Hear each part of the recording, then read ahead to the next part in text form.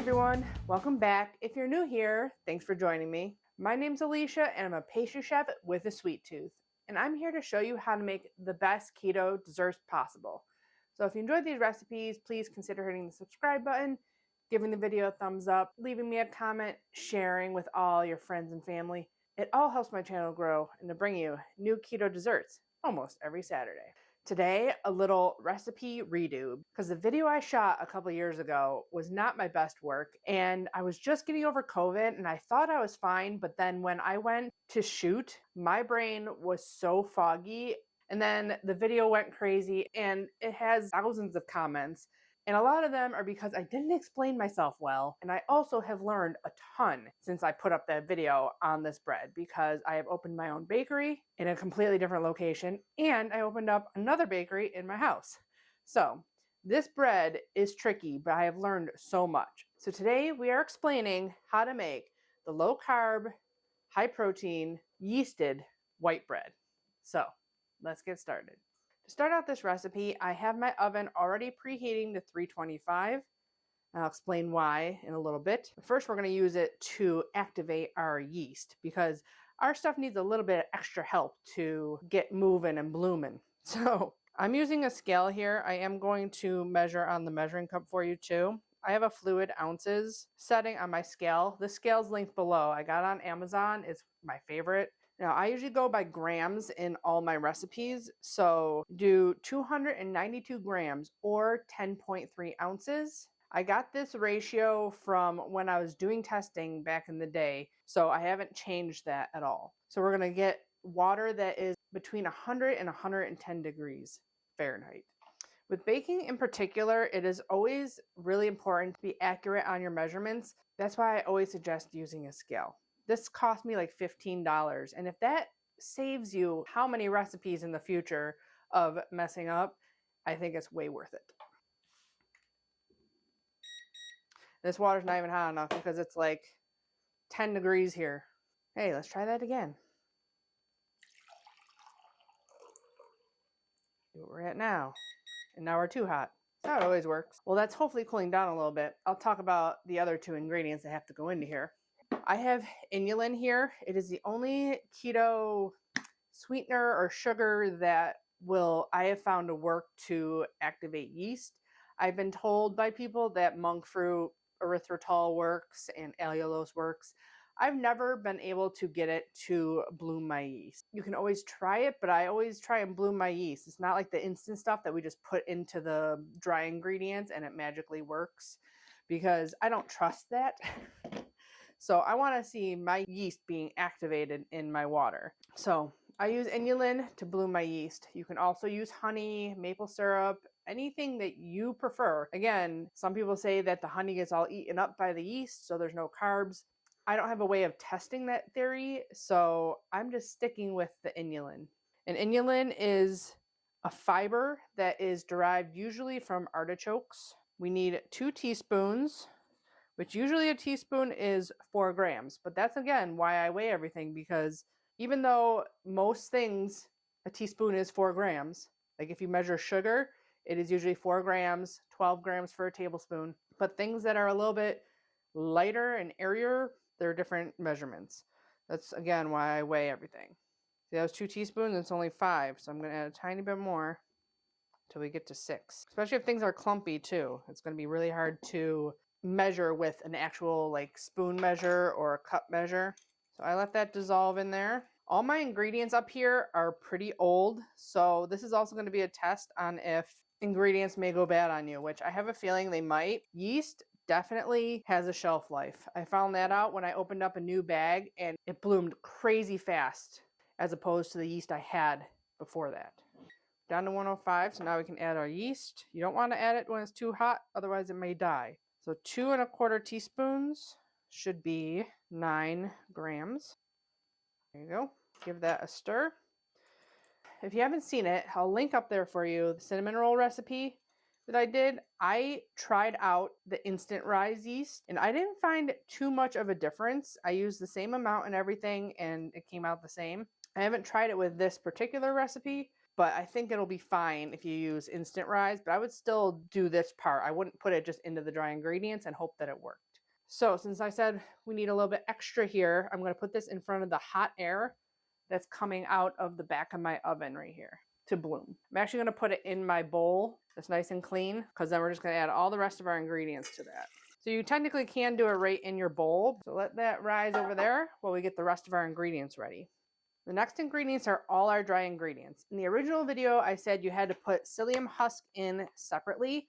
I found that you didn't need to do that, but you do need some kind of fiber. Basically, I tried everything. Like, I took stuff out of the recipe to figure out if I could minus some ingredients and still have the same results. Well, I tried taking the whole psyllium husk out of the recipe, and I ended up, the allulose leaked out of the loaf and sunk to the bottom and made it super wet.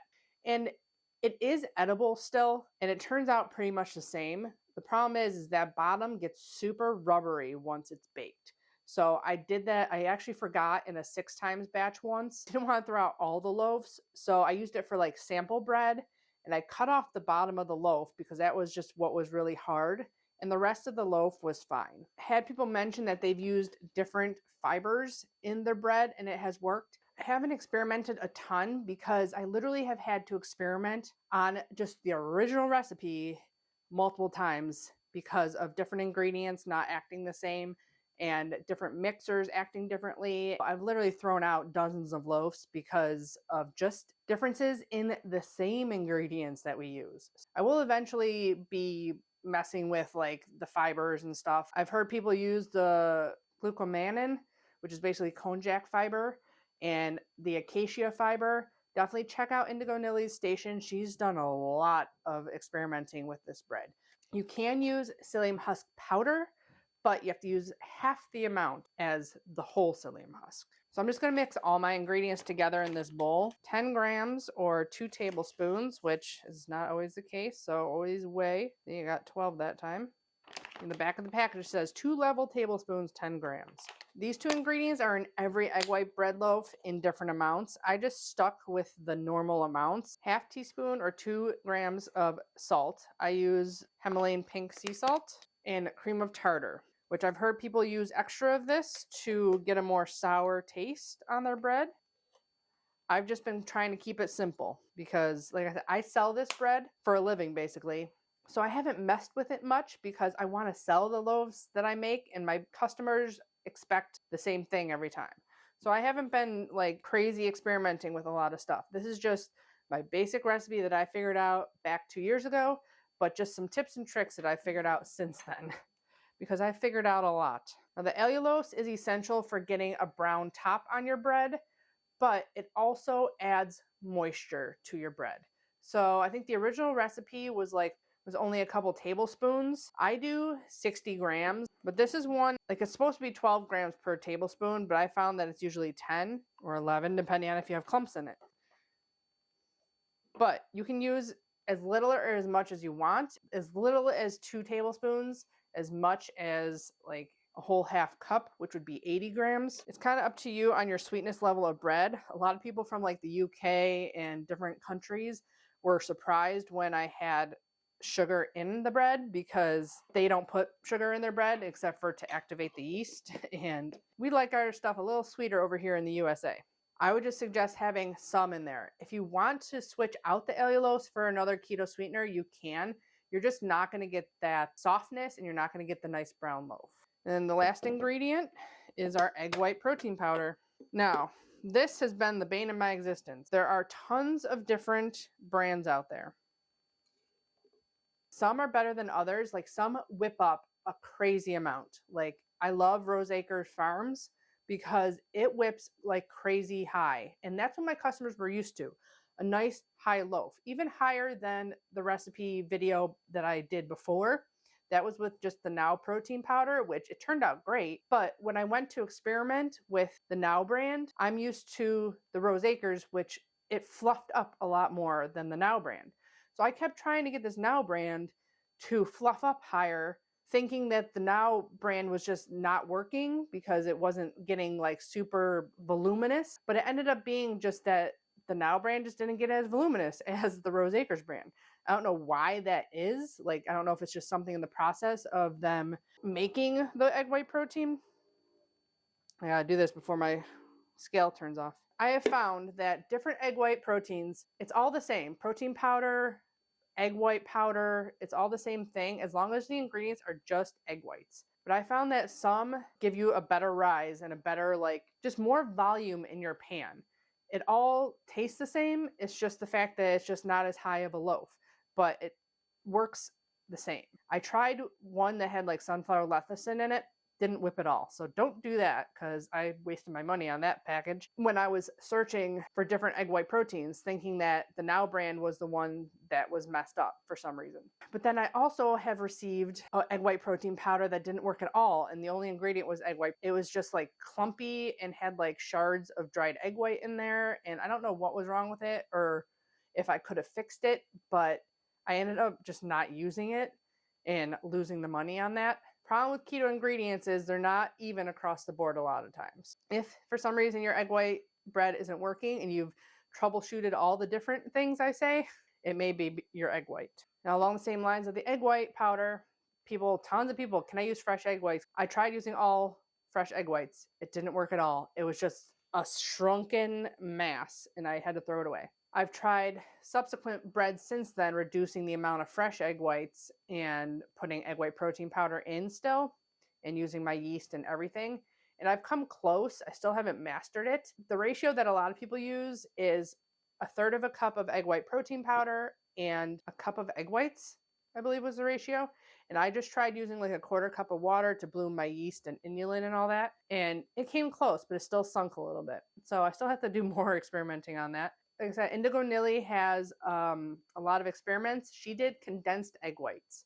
So she basically took her fresh egg whites, put them in a dehydrator, took out some of the moisture so that you don't have to add in that cup of water, but the ratios still work out to how much egg white protein powder you use, and it works for an egg white bread. And I did do it, and it works. It's just that it doesn't give you as big of a loaf. So I would have to do like 1.5 times or something like that to make a loaf that my customers would be happy with. Okay, now let's get our mixer over here because it's time to mix all this stuff up. My yeast barely bloomed in there.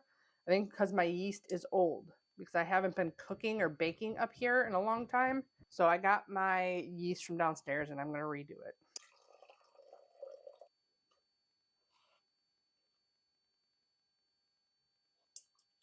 Okay, so while that's blooming, I'm going to explain the other things that you can do while it's whipping, but since I got time, I'm going to do it now.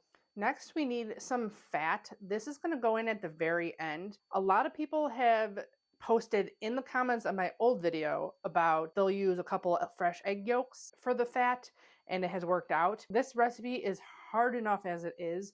I don't trust adding anything liquid at the end of this because it is a very finicky recipe, to say the least. I usually use heavy cream powder, which has like 3 carbs for 24 grams. I'm going to use this butter powder that I did buy for experimenting with this bread, but it's super clumpy. It's such a crazy recipe. I'd rather have something I didn't have to sift. Do about 4 tablespoons or 24 grams. A lot of people experimented with egg yolk powder for this recipe, and that works fine also. I feel like any kind of powdered fat will work. For people that are dairy-free, I would say either the egg yolk powder or I would think a coconut milk powder would work too. I've just never tried it in the bread. I don't know if it imparts a lot of coconut flavor, which, you might not want in your bread. So I'm going to sift this just because it's really clumpy. If you're adding something that's not clumpy, I wouldn't worry about it. You're not going to mix this a lot once you put it in, so you don't want clumps in there. There we go. Set aside because you're adding that at the very end. A lot of people don't read through the entire recipe and then they add that all together. If you add it all together, your egg whites will not whip. Oh yeah, that's blooming a lot better. Now, talking about mixing, a lot of people say they can't get stiff peaks or it's still liquidy when they put it into the pan. There's so many different factors, like I've already mentioned in the beginning. If you do something different than what I did, it might not whip up right. It could be the ingredients. It could be your bowl not being clean. I've heard it's really hard to whip egg whites in plastic or like silicone or anything that holds on to oils. Some other people have said that's not the case. I've been told to like wipe things down with vinegar, to get all the oils off of things in order to whip egg whites. There's a lot of different things that people have mentioned and have also said that's not true. So it's hard to know what exactly unless you try everything. There's also been people that don't have stand mixers and they say that they can't get it to whip up. And I think you just need a high-powered hand mixer to do it. The one I have up here is insane, so I'm sure it would work. The one I have down in the bakery would probably work also, but the bakery that I moved into that had all her own equipment already that I didn't have to buy, I ended up buying a hand mixer because her hand mixer was so bad.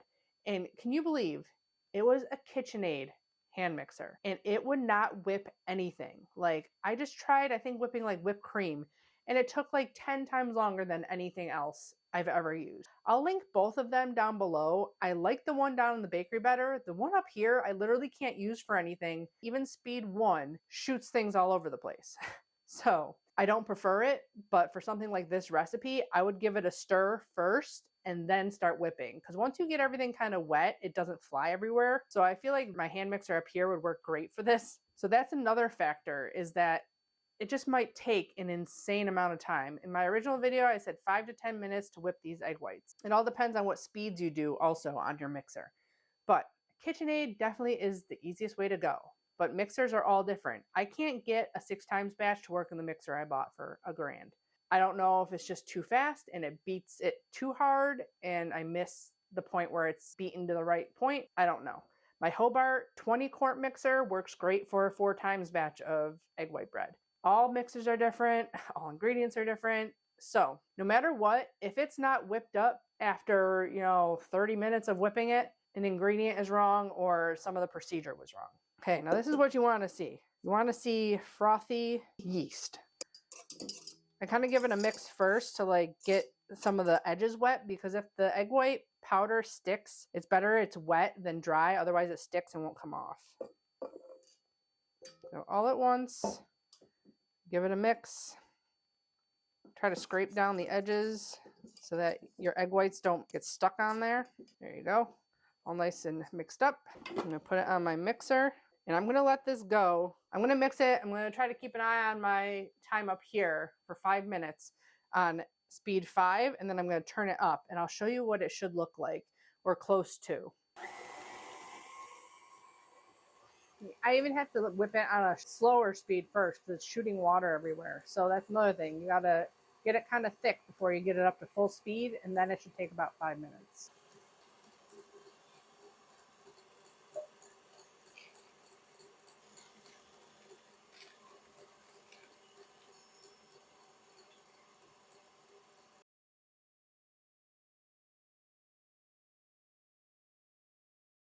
Two minutes on 8, now it's on speed 10.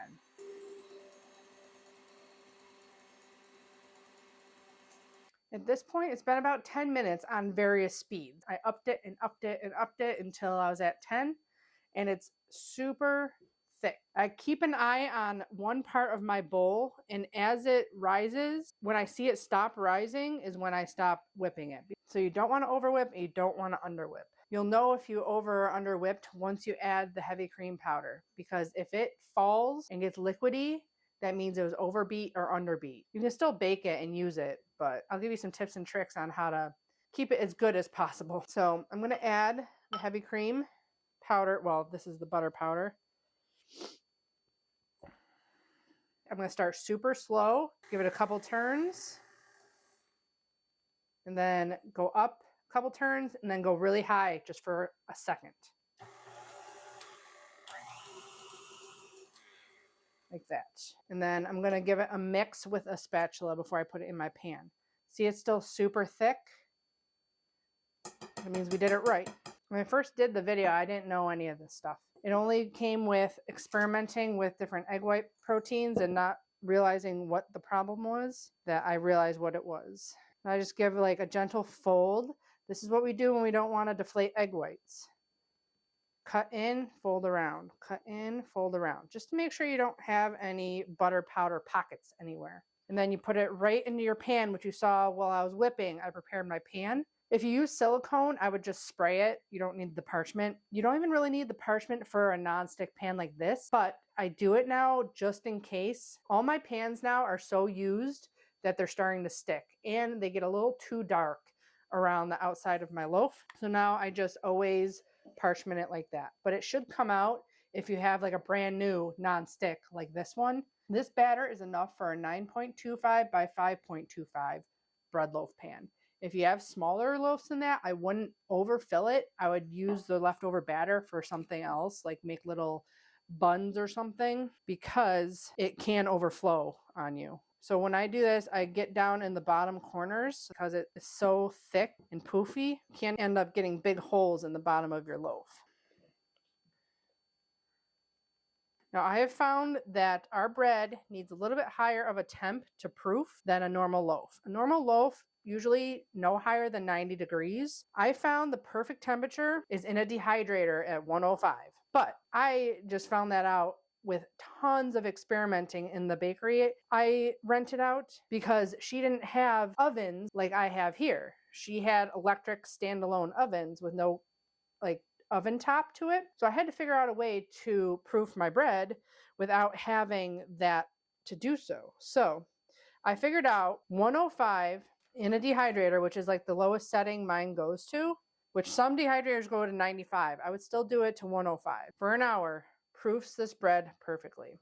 Now, I'm not going to lug my proofer up here, so I'm going to do it in front of my oven. I'll show you how I do it. Other people said electric ovens, they can preheat it and it holds on to the heat long enough to proof. I don't have an electric oven. I have gas, so I'm not going to be able to experiment with that. And then there's also people that said they boil a cup of water in their microwave, throw this in there, and it's good and it makes it proof. I haven't tried that either.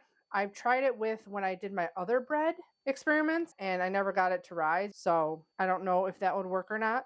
You want a nice smooth top on this, so I use my mini offset. I also usually do a little pound down on it, so hopefully all the air pockets are filled. And then I set it right on my stove top. The hot air is coming out right here and hitting this side of the loaf.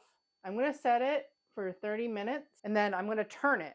But I'm going to keep checking on it just to make sure it doesn't get too hot, because I'll turn it ahead of time if it's getting too hot in one spot. I've tempted, the air here is about 104, 105. So I don't have it super close. I have it about that far away from my stove on the stove top. Don't want it too hot, because if you overproof, it will sink on you and completely deflate.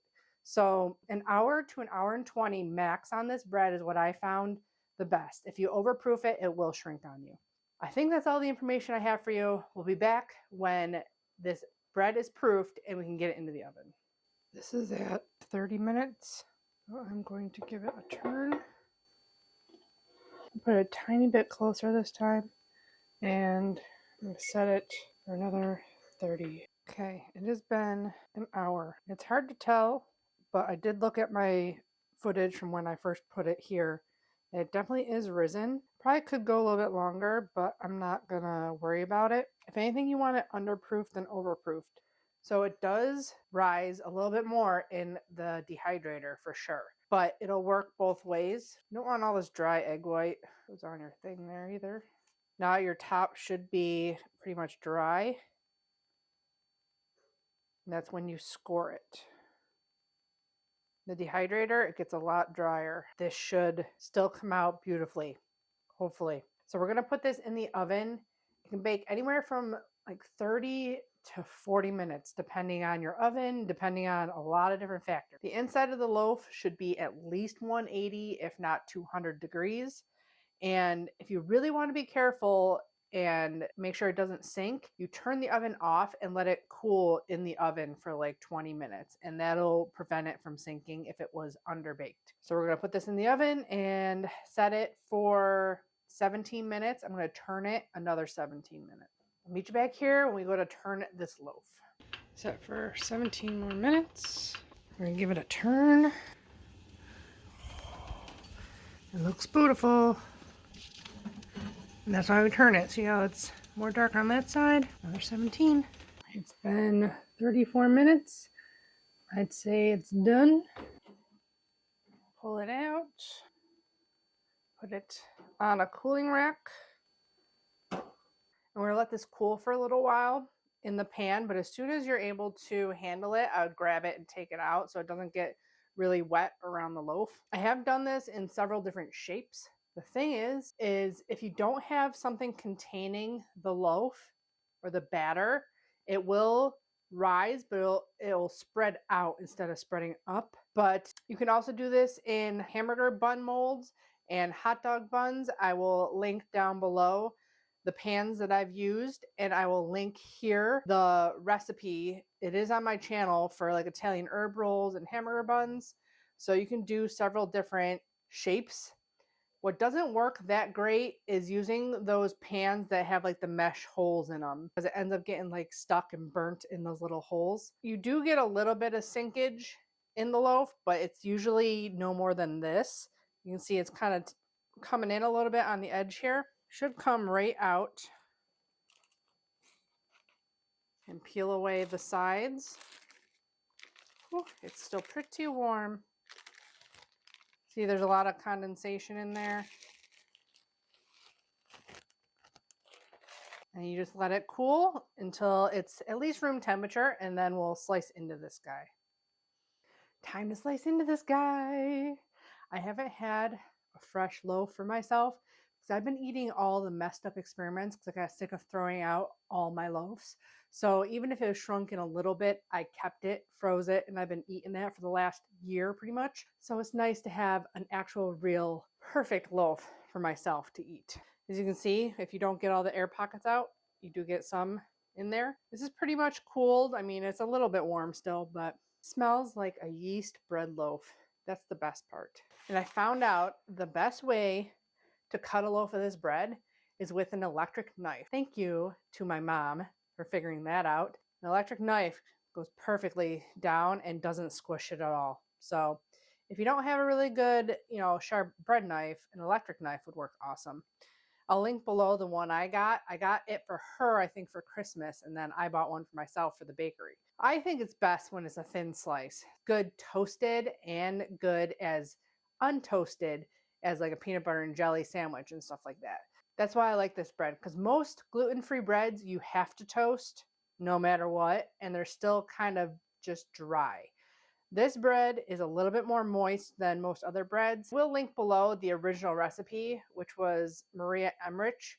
She wanted just a protein-packed bread. So we've been experimenting with this, trying to get a more open crumb structure in it instead of so like tightly packed, dense egg white texture. So that's what we've been doing for the last couple of years, just trying to figure out the best bread loaf you can do.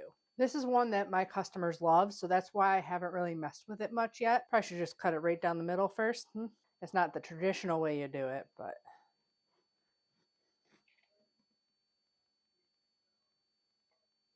it is like you can see you get some bigger holes in there. It's super soft and squishy, but not like super dense. Like it's not like a really compacted crumb. You got some holes all in it. Some people don't like the psyllium husk. Like I said, you can try and sub out some other fibers, but that's those little dots in there is the whole psyllium husk. This recipe does work, surprisingly, with Indigo Nili's frozen butter recipe, where she grates frozen butter and folds it into the batter. She actually did it and proofed it, and it still came out great. So that's a more keto loaf. That's why I don't call this keto bread, because keto is high fat, moderate protein, and really low carb. This is really low carb, but it is not high fat and it's very high protein. Basically all protein. I usually get 16 slices out of this. Now, thing with different apps to like figure out carb counts, I figured it out in my Recipale, but my actual label says for this 9 grams of net carbs for the whole loaf. I can actually click on my ingredients and it'll bring up a nutrition label for each set of ingredients. And I only count 5 grams of carbs. Actually only 3 without the heavy cream powder. So I don't know who you want to believe there. My original loaf, I think I said it was 5 grams of net carbs. It might actually be 6, but still, 2 slices of bread is still not even a carb. This loaf is actually a little bit more like oily than when I use the heavy cream powder. It is a little bit more like buttery than using the heavy cream powder. So this is how big I like to do my slices. And I will put a slice in the toaster oven for you too.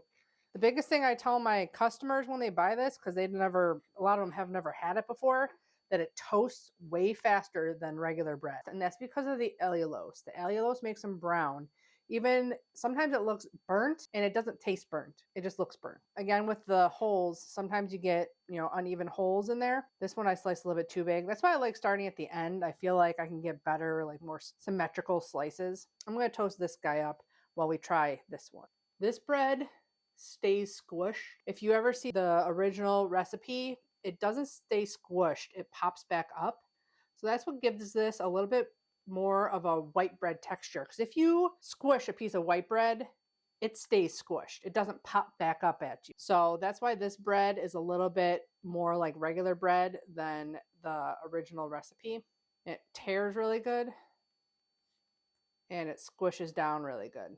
The crust isn't my favorite part of this bread. It's still edible, but it's definitely dry compared to like a white bread that just mushes in your mouth. We want to see an unbiased opinion, because a lot of times people are like, is it really good? Does it, check out Serious Ketos. I'll link the video down in the description box where I sent him some of my bread and he did like glucose testing on it and taste tested it, but it's really good. I don't necessarily like it plain. I give samples out at all my vendor shows with just a little bit of butter on it. It's just so soft and fluffy. Excited to try the toasted piece. One thing I really missed with keto was toasted bread with butter, and what I used to call them was dippy eggs when I was little. Is the runny yolks. Like, oh, it's so good. I'm just gonna give it 30 more seconds. I don't have like a pop-up toaster, so I can't tell you how long it would take in one of those. But in my Ninja toaster oven, 5.5 minutes or so. Toasted bread. Whenever I toast my hamburger buns, I always cut them, put them in a pan with some butter and like toast them up before I put like a burger on them. It is better with more fat in it. And that's why Indigo Nili's butter bread is probably the best recipe for keto. But because I add, butter and whatever else to my sandwiches and stuff like that, you're adding the extra fat and moisture into the bread. I think toasting it gets the edges better too. But the camera died there, so hopefully I'm in the same spot. I use this bread for everything. Make BLTs, peanut butter and jellies, grilled cheese sandwiches. Again, with grilled cheese, you gotta keep it kind of low so that you can melt the cheese without burning the toast, but it works beautifully. So good. I hope you guys enjoyed this little recipe redo. I hope it's more clear and concise and full of information that you can use to help you make this bread the correct way the first time. And if not the first time, hopefully you can troubleshoot it yourself and do it the second time perfect. I'll link at the end my frequently asked questions video, which pretty much breaks down every ingredient in this recipe and all the steps and everything and what I've learned, in case you still need more info on this bread. Let me know in the comments below if you've tried it and what you've done differently, if you've experimented. I know a lot of people have, and I love hearing all about the different ways to use this bread and different things you've done to it. You can always tag me on Instagram at Keto Upgrade Chef or on my Facebook page at Keto Upgrade. Don't forget to check out the Amazon links and the blog link to the full recipe in the description box below. Give the video a thumbs up if you enjoyed it. Thanks for subscribing. Subscribe if you haven't already. And as always, I'll be back with more keto dessert recipes and bread recipes. Bye guys.